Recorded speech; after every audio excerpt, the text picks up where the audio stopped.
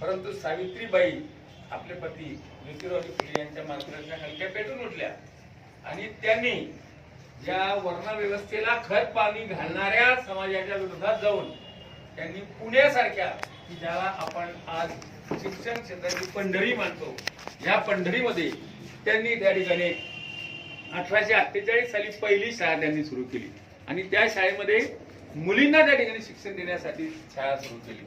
आता तुम्ही आज आपण सहज म्हणतो की तुमच्या मुलीची ऍडमिशन कुठे घेतली? हो, आम्ही पॉलिटेक्निकला शिरपूरला घेतली, आम्ही इंजिनिअरिंगला जळगावला घेतली, सहजपणे बोलतो. पण त्या ठिकाणी त्या शाळेमध्ये एक मुलगी सुद्धा मिळणं अत्यंत, कारण समाजाच्या प्रवाहाच्या विरुद्ध तो प्रवास त्या ठिकाणी होता. समाजाबरोबर तुम्ही प्रवाहाबरोबर आपण पोहोच गेलो, अनासया सहजरित्या आपण त्या ठिकाणी पोहोचू शकतो. पण प्रवाहाच्या विरुद्ध दिशेने जायचं म्हटलं तर त्याला खूप शक्ती आपल्याला खर्च करावी लागते. तर सावित्रीबाईंनी त्या ठिकाणी आपली शक्ती पणाला लावली आणि त्या काळात पुण्यासारख्या ठिकाणी एकूण त्यांनी किती शाळा काढल्या? 1 नाही, 2 नाही, 3 नाही, अशा एकूण त्यांनी 18 शाळा काढल्या.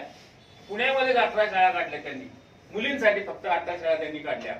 आणि अंधाराकडून प्रकाशाकडे नेणारी एक क्रांती ज्योती या 18 शाळांच्या माध्यमातून सावित्रीबाई फुले त्या ठिकाणी ठरल्या. मग त्या फक्त शिक्षिकाच होत्या का? नाही, तर त्या कवयित्री पण होत्या, त्या लेखिका पण होत्या, त्या संशोधक पण होत्या. एवढे सर्व गुण सावित्रीबाई फुले या ठिकाणी होते. म्हणूनच आज एवढी संख्या आज आपल्याला या ठिकाणी दिसते आहे. 18 शाळा काढणं साधी गोष्ट नाही. आणि त्या काळामध्ये समाजाचे जे धुरीण होते, थोडक्यामध्ये जे समाजाचे जे मालक होते, त्यांच्या विरोधात जाऊन पुण्यासारख्या ठिकाणी 18 शाळा काढणं ही साधी गोष्ट त्या ठिकाणी नव्हती. म्हणून त्यांनी त्या ठिकाणी शाळा काढली एकूण.